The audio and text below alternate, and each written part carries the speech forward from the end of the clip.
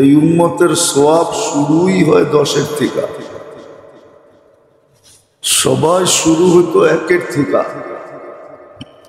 এই উম্মতেরটা শুরু হয় 10-এর থেকে।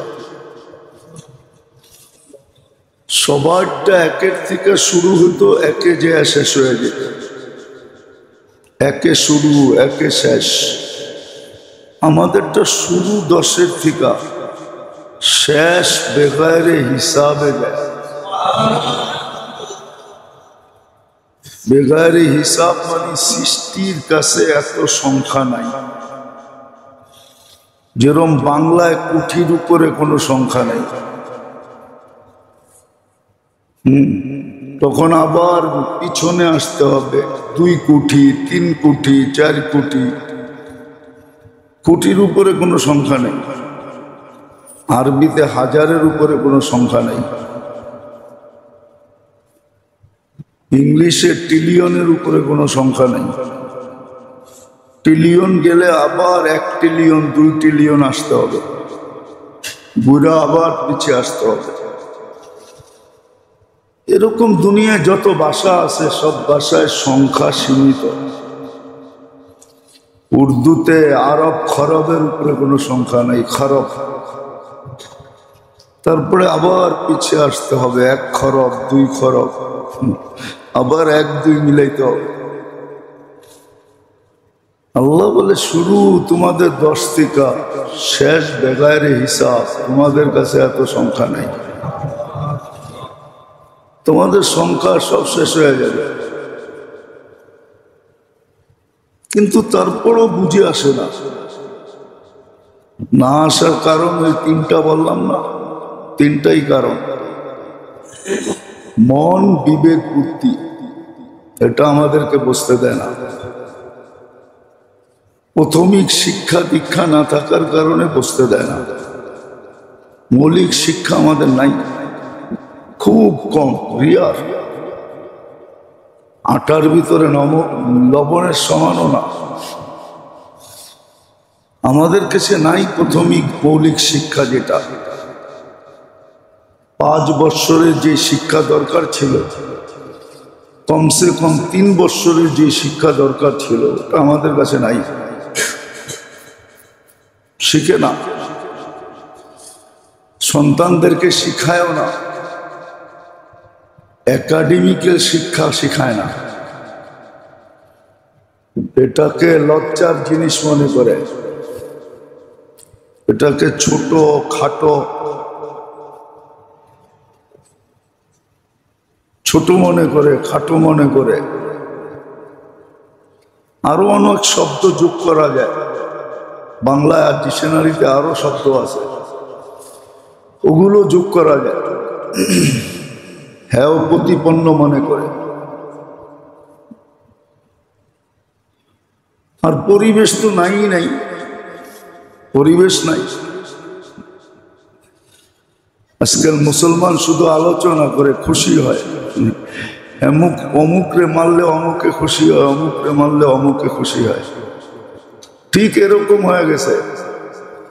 বাপেরে ধরা মারছে, ছেলে বাড়িতে খুশি করতেছে, আমি বেঁচে গেছি, আমারে আল্লাহ বাঁচাই দিছে। অথচ বাপেরে মাইরা মার্কেটে বাজারে শোয়া ফেলছে, ও বাড়িতে এসে খুশিতে বলতেছে আল্লাহ আমারে বাঁচাই দিছে। ওটাকে বেজ্জতি মনে করে না। আজকে এক দেশে মারলে আরেক দেশ খুশি হয়, এটা ভাবে না যে মুসলমানরে মারছে, আমিও তো মুসলমান, ওরে মারছে মানে আমারই মারছে, ঠিক না? বাংলা একটা প্রবাদ বাক্য আছে, মেয়েরে মাইরা বউরে বুঝায়। মেয়েরে মাইরা পোলার বউরে বুঝাইছে, গালি দিছে মেয়েরে। আসলে মেয়েরে গালি দেওয়ার উদ্দেশ্য না, উদ্দেশ্য পোলার বউরে। ডাইরেক্ট বলতে পারে না, ছেলের বউরে ডাইরেক্ট বলতে পারে না, এই জন্য মেয়েরে দিয়া বুঝাইছে।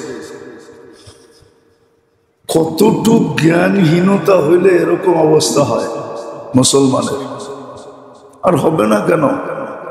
বললাম না 3 কারণে। কারণ 3টাই, আর কোনো কারণ নাই। বিবেক বুদ্ধি মনের গোলাম। বিবেক বুদ্ধি আর মনের গোলাম, তার বিবেকের গোলাম, মনের গোলাম, বুদ্ধির গোলাম, সবাই বুদ্ধি রাখে। এই জন্য শেখ সাদি রহমতুল্লাহ আলাই বড় সুন্দর লাগছেন যে দুনিয়ার থেকে যদি আকল বিলুপ্ত হয়ে যায়, আল্লাহ বিলুপ্ত করে দেয়, তারপরও প্রত্যেক মানুষ নিজের বুদ্ধিমান মনে করবে। আজ পর্যন্ত কোনো পাগলের মুখ দিয়ে শোনেন নাই যে আমি পাগল, শুনছেন নাকি? হ্যাঁ, বরং পাগল সবাইরে কয় পাগল, আমি ভালো, তোরা সব পাগল।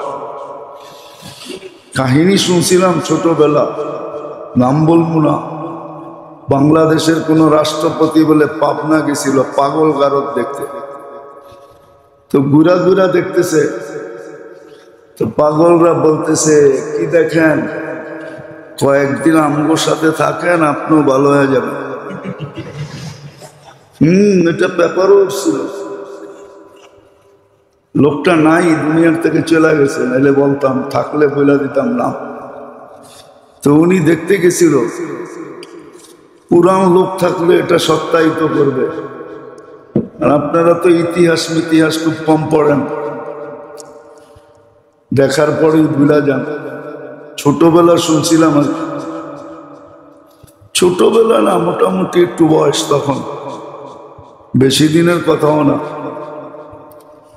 তো উনি পাগল গারদ দেখতে গেছিলেন পাবনা।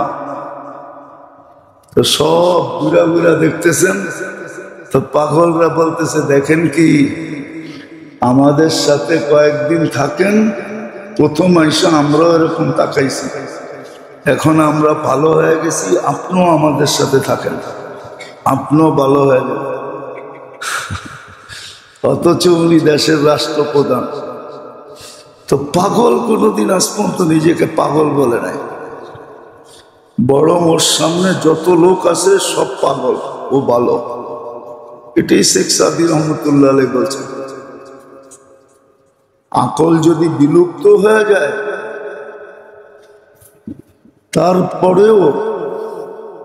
তারপরেও মানুষ নিজেকে নিজে আকলমান বুদ্ধিমান মনে করবে,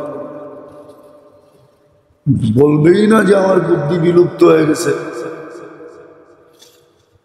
তো বিবেক বুদ্ধি মন আমাদেরকে অকাঠ্য সত্যটাকে বুঝতে দেয় না, যেটা 100-100 সত্য, 100-100 সত্য, এটাকে বুঝতে দেয়। আর প্রাথমিক শিক্ষা আমাদের কাছে নাই, এটা বাধ্যতামূলক না, এটা আমাদের কাছে না থাকার কারণে। আবার এটাও সত্য যে যদিও বলি শিক্ষার কোনো বয়স নাই, কিন্তু আমরা শিক্ষার বয়স নির্ধারণ করে ফেলছি যে এরপরে আর শিখা যাবে না, এই জন্য শিখে না। শিক্ষার কোনো বয়স নাই, শিক্ষার কোনো পরিধি নাই। এই জন্য কেউ লিখছিলেন মিনাল মাহদি ইলাল লাহাদ, শিক্ষা তো মাতৃকুল থেকে নিয়ে কবর পর্যন্ত, এটা হলো শিক্ষার সময়। মিনাল মাহদি ইলাল লাহাদ, মাতৃকুল থেকে নিয়ে কবর পর্যন্ত শিক্ষা।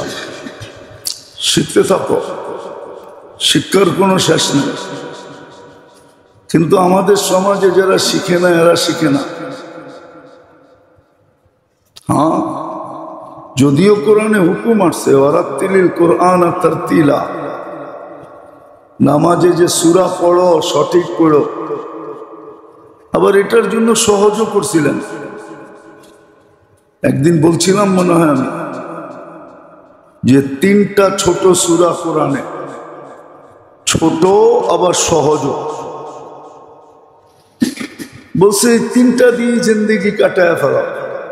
ওয়ালা আসরি ইন্না আতাইনা কুল হুয়াল্লাহ, এই 3টা দিয়ে জীবন কাটাও, কিন্তু সহি শুদ্ধ পড়ো। কারো কাছে যাইয়া এটাও পারে না যে আমি সহি পড়তেছি না ভুল পড়তেছি, এটা পর্যন্ত সত্যায়িত করে না, লজ্জা করে। দোজখের আযাব সইতে রাজি, কিন্তু লজ্জা হাতের থেকে ছাড়তে রাজি না। এটার নাম লজ্জা না, বরং এটার নাম হলো এরকম মুখ ডাকতে নিচের থেকে কাপড় উঠাইয়া লজ্জায় মুখ ডাকতেছে, ওইখান দিয়ে যে সদরঘাট খুলে গেছে এটার খবরই নেই। হাইছেন না, সত্য এটাই। লজ্জা লাগছে, মুখ ডাকবে, রুমাল পায় না, তো নিচের থেকে লঙ্গি উঠাইয়া মুখ ডাকছে, এখান দিয়ে যে সদরঘাট খুলে গেছে এটার খবরই নেই। সদরঘাট বোঝেন? এটার খবরই নেই। এই লজ্জার নাম হইল এরকম লজ্জা যে শিখতে চায় না, লজ্জা করে। কিন্তু আসল লজ্জা তো কিয়ামতের দিন হবে। আমরা তো বলতে কম বলি না, বুঝাইতে কম বুঝাই না, কিন্তু তারপরও কেউ বুঝতে চায় না। শিক্ষার কোনো বয়স ছিল না, কোনো সীমা রাখা ছিল না, বরং বিরাট একটা পুরস্কার ছিল। শিখতে শিখতে যদি মরা যাও তাহলে মউত শাহাদাতের হবে। বাইনাহু ওয়া বাইনান নাবিয়্যিনা দারাজা, তার মাঝে নবীর মাঝে এক দরজার পার্থক্য হবে। পুরস্কার বড় ছিল, কিন্তু এই যে বললাম না লজ্জা, এমন লজ্জা যে সদরঘাট খুলা দিয়েছে, মুখ ডাইকা নিয়েছে, শিখতে চান। যদি এই শখ আর আগ্রহ থাকতো, এই শখ আর আগ্রহ থাকতো, যদিও নাই, কাহিনী শুনে লাভ হবে কি? ভারতবর্ষের মুঘল বাদশাদের ভিতরে বাদশাহ আলমগীর রহমতুল্লাহ আলাই ছিলেন। উনি দেখছেন জনগণের ভিতরে শখ নাই, শিখার কোনো আগ্রহ নাই, এমনকি গভর্নর, সরকারি আমলা, মেম্বার, চেয়ারম্যান কেউ শিখে না। তো প্রথম মেম্বার, চেয়ারম্যান, গভর্নরদেরকে ডাকছেন, সবাই রে ডাইকা মাসলা জিজ্ঞাসা করছেন, কেউ পারে না। তো সময় বান্ধা দিয়েছেন, 1 বছরের ভিতরে যদি না শিখলা আবার 1 বছর পরে পরীক্ষা নিন, যদি না শিখলা তো পদ যাবে, পদের থেকে বরখাস্ত করে দিন। তো পুরা দেশে শিখার এমন ধুম লাগছে, আবার আলেমদেরকে ডাইকা বইলা দিছে সহজে শিখায়ও না, 2-4 ড্রাম তেল মারতে মারতে শেষ করার পরে শিখাইবা, যাতে তোমাকে পায়ে 2-4 ড্রাম তেল মারা হয়ে যায়। বাস তুম লেগে গেছে পুরা দেশে, আলেমদের দাম বেড়ে গেছে, কেননা আলমগীর বাদশাহ বলে দিয়েছেন সহজে শিখায় না, তেল মারুক, কেননা অর্থ পদ রাখতে হবে। এই সিস্টেম তো নাই দুনিয়াতে, যদি থাকতো তাহলে কিছু লোক শিখতো, এটাও তো নাই। আর নিজের থেকে তো শিখি না, লজ্জা কাজ করে যে হুজুরে জেনা ফেলবে, আমার দাড়ি পাইকা গেছে, সূরা শুদ্ধ না, আত্তাহিয়াত শুদ্ধ না, দোয়ায়ে কুনুত শুদ্ধ না, দুরূদ শরীফ শুদ্ধ না। এটা তো 3টা, দুরূদ শরীফ, আত্তাহিয়াত, দোয়ায়ে কুনুত, আর 3টা সূরা আর সূরা ফাতিহা। 7টা জিনিস শেখা তো কোনো কঠিন না, শিখতে পারে কিন্তু শিখে না, যার কারণে সত্যটা বুঝে আসতেছে। কাজে লাগবে আমারই কাজে লাগবে, আমি সম্মানিত হব, আমি জান্নাতের অধিকারী হব,